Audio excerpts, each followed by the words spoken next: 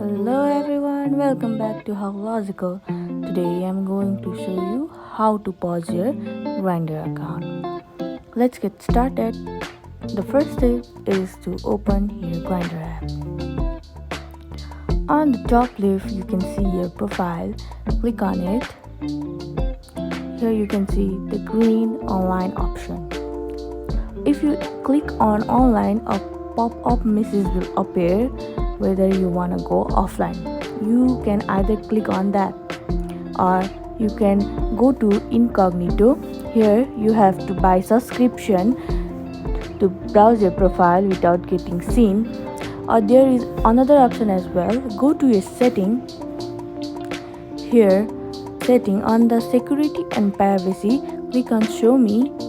Here show me in explore search. You can off this option to pause your Grindr account. This is how you pause your Grindr account.